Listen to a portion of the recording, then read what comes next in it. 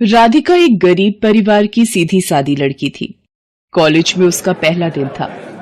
वो पढ़ाई में अच्छी थी, इसलिए उसका एक अच्छे कॉलेज में एडमिशन हो गया था। राधिका जब पहले दिन कॉलेज पहुंचती है, लगता है तुम कॉलेज में नई आई हो। इस कैंटीन में ये टेबल बुक है, यहाँ पर ऐश्वर्या की जगह है, वही अक्सर इस टेबल पर बैठती है। यहाँ से उठो और सामने वाली टेबल पर जाकर बैठो। ये ऐश्वर्या कौन है? तुम ऐश्वर्या को नहीं जानती? हमारे कॉलेज की शान है वो। ये लो, आ गई हमारी ऐश्वर्या। तुषार, मेरे लिए एक सॉफ्ट ड्रिंक लेकर आओ। क्या बात है, तुम्हारी नजरें किसे ढूंढ रही हैं ऐश्वर्या? क्या बात है, आज राहुल कॉलेज नहीं आया क्या? पूरा कॉलेज तुम पर मरता है और तुम हो कि राहुल पर मरती हो। क्या करूं, राहुल देखने में है ही इतना हैंडसम। हाय, मुझे आने में थोड़ा लेट हो गया। मैं अपनी पसंद की कोल्ड कॉफी लेकर आता हूँ। भैया, मेरे पास 100 रुपए का नोट है, आपके पास चेंज होंगे तो आप चाय के पैसे ले लो। कोई बात नहीं, बाद में दे दीजिएगा। ये लीजिए, 100 रुपए की चेंज मेरे पास है। एक कोल्ड कॉफी देना। थैंक यू, मैं कॉलेज के बाद आपको चेंज लौटा दूंगी। अरे कोई बात नहीं, इट्स ओके। अगर आप देना ही चाहती हैं तो मैं नेक्स्ट टाइम कॉफी पी लूंगा आपकी तरफ से। राहुल, अरे यार, कब से तुझे ढूंढ रहा हूँ। ऐश्वर्या टेबल पर कब से बुला रही है। पता नहीं ये ऐश्वर्या भी ना रोज नया कोई ड्रामा शुरू कर देती। चल देखता हूँ अब ये क्या प्लान करने वाली है। वैसे मैंने आपको पहली बार कॉलेज में देखा है। What's your good name? जी, मेरा नाम राधिका है। आज कॉलेज में ये मेरा पहला दिन है। ओके, बाय राधिका, फिर मिलते हैं। ओके गाइस, नेक्स्ट मंथ हम कॉलेज ट्रिप के लिए गोवा जा रहे हैं, तो मैं इस बार अपने बर्थडे की पार्टी गोवा के क्रूज पर देने वाली हूँ। ये लड़की भी ना। ओह सॉरी राधिका, मैंने देखा नहीं। मेरी वजह से तुम्हारी चाय जमीन पर गिर गई। रुकिए, मैं दूसरी ले आता हूँ। It's okay. वैसे भी मेरा लेक्चर है अभी। कुछ दिन बीत जाते हैं। राहुल और राधिका अच्छे दोस्त बन गए थे। राहुल और राधिका को साथ में हंसते और बातें करते देख ऐश्वर्या को ईर्ष्या होने लगती है। क्या बात है राहुल, आजकल तुम राधिका के साथ बहुत समय बिता रहे हो। तुम्हें तो ये भी नहीं पता कि 2 दिन बाद मेरा जन्मदिन है। ऐसी कोई बात नहीं है ऐश्वर्या। राधिका के लिए ये कॉलेज नया है तो मैं बस उसकी हेल्प कर रहा हूँ। बाकी वो भी हमारे साथ गोवा ट्रिप पर चल रही है, मैं उसी बारे में उससे बात कर रहा था। ऐश्वर्या राहुल और राधिका का साथ में मिलना जुलना बिल्कुल भी पसंद नहीं कर रही थी। वो जब भी उन्हें साथ में देखती तो जल भुन जाती थी। सभी कॉलेज ट्रिप के लिए गोवा पहुंचते हैं। वाओ ऐश्वर्या, तुम्हारे पापा ने ये क्रूज कितना सुंदर सजवाया है। मेरे पापा कॉलेज के ट्रस्टी हैं। उन्होंने कॉलेज में पहले ही बोल दिया था कि जब हम लोग गोवा ट्रिप पर जाएंगे तो मेरी बेटी अपना आलिशान जन्मदिन क्रूज पर ही मनाएगी। इसीलिए उन्होंने सारे इंतजाम पहले ही करवा दिए थे। आज मेरा जन्मदिन है, मैं गोवा ट्रिप पर आए कॉलेज के सभी बच्चों को पार्टी दे रही हूँ। मुझे यहाँ सब दिखाई दे रहे हैं, पर राहुल कहाँ है? मुझे ये नहीं पता। उसने अभी तक मुझे बर्थडे विश भी नहीं किया है। राहुल को तो मैंने अभी राधिका के साथ उस तरफ जाते हुए देखा है।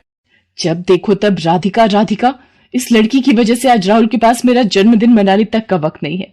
पर आखिर ये दोनों हैं कहाँ? आई लव यू राधिका, मैं तुमसे बहुत प्यार करता हूँ। मुझे तुम जैसी ही लड़की की तलाश थी। क्या हम दोनों मिलकर जिंदगी में आगे का सफर तय कर सकते हैं? राहुल, तुम्हारी जीवन संगिनी बनना तो मेरे लिए बहुत ही गर्व की बात है। I love you too Rahul. Rahul और राधिका की बातें ऐश्वर्या सुन लेती है और गुस्से में आग बबूला हो जाती है। राहुल सिर्फ मेरा है और मैं उसे किसी और का कभी नहीं होने दूंगी। मुझे इस राधिका की बच्ची का कुछ इंतजाम करना ही होगा, और वो भी आज रात की पार्टी में। रात के वक्त जब सब पार्टी में मगन थे, यही मौका इस राधिका का काम तमाम करने का। राधिका, जल्दी आओ, वो देखो कितनी सुंदर शार्क मछली। कहाँ पर है ऐश्वर्या? मुझे तो कहीं नजर नहीं आ रही। थोड़ा नीचे झुको, तब तुम्हें नजर आ जाएगी। ये एकदम से गायब हो जाती है। वो देखो, वही फिर दोबारा नजर आई।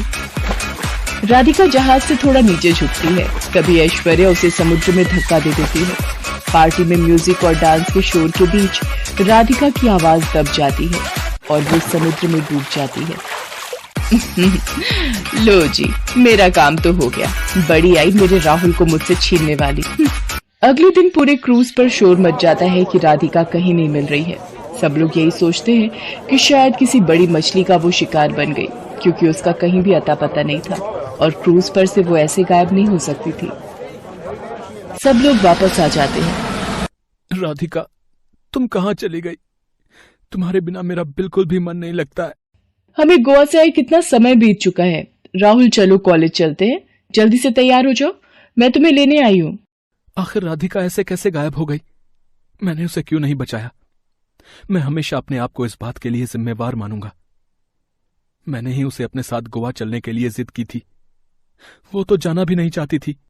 राहुल, तुम समझते क्यों नहीं हो? राधिका मर चुकी है। पिछले 6 महीनों से उसका कहीं भी अता पता नहीं है। सारे गोताखोर हर तरफ ढूंढ चुके हैं पर उसकी लाश तक नहीं मिली। अब तक उसे समुद्री मछलियों ने अपना शिकार बना लिया होगा। नहीं, मुझे अभी भी यकीन नहीं हो रहा है कि मेरी राधिका मर सकती है। राधिका जिंदा है। मेरा दिल कहता है वो एक दिन जरूर वापस आएगी। उधर समुद्र में डूबते हुए राधिका का सिर एक पत्थर से टकरा गया था। उसे अब होश आता है। मैं कहाँ हूं और ये जगह इतनी अजीब सी क्यों है? घबराओ नहीं बेटी, तुम जलपरियों के देश में हो। मैं जादुई जलपरी हूँ। मेरी 2 साथियों को तुम बेहोशी की अवस्था में दिखाई पड़ी थी तो वो तुम्हें यहाँ ले आई। फिर हमारे जलपरियों के देश के वैद्यराज ने तुम्हारा इलाज किया। अब तुम कैसा महसूस कर रही हो बेटी? आज पूरे 6 महीने बाद तुम्हें होश आया है। क्या? मुझे यहाँ पर 6 महीने बीत चुके हैं। ऐश्वर्या, तुमने मेरे साथ ऐसा क्यों किया? मैंने तुम्हारा क्या बिगाड़ा था? बेटी, ये इंसानों की दुनिया ही ऐसी है। यहाँ मतलब के लिए लोग अपनों को भी नहीं छोड़ते। तुम तो फिर एक गैर लड़की थी। आओ, इस जादुई पानी में देखो उस लड़की की सच्चाई। पलक, उस 2 कौड़ी की लड़की राधिका का तो मैंने काम तमाम कर दिया है। बेचारी सीधी सादी बनी फिरती थी। मेरे राहुल को मुझसे छीनने चली थी। मैंने उससे उसकी जिंदगी छीन ली। आज शाम को मेरी और राहुल की सगाई है। उसके बाद हम दोनों को एक होने से कोई भी नहीं रोक सकता। जलपरी, क्या आप मुझे एक बार मेरे राहुल का चेहरा दिखा सकती हो? हाँ राधिका, ये देखो। राधिका, तुम कहाँ चली गई? मैं ऐश्वर्या ये सगाई कैसे कर सकता? तुमने मुझसे वादा किया था तुम मुझे छोड़कर कभी नहीं जाओगी। तुम क्यों चली गई? लौट आओ राधिका, अपने राहुल के लिए। जादुई जलपरी, मेरी मदद करो। मुझे अपने राहुल के पास जल्दी पहुंचना है। कृपया करके कोई रास्ता बता दो जादुई जलपरी।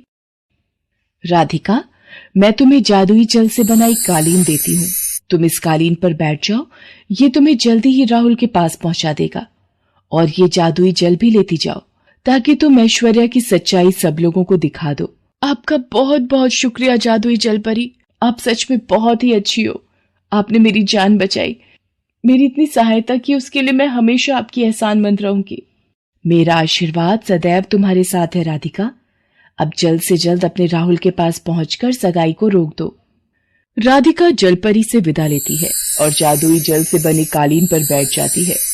वह कालीन हवा में उड़ने लगता है और उधर राहुल और ऐश्वर्या की सगाई की तैयारियां चल रही थी। राहुल और ऐश्वर्या एक दूसरे को सगाई की अंगूठी पहनाने ही वाले होते हैं।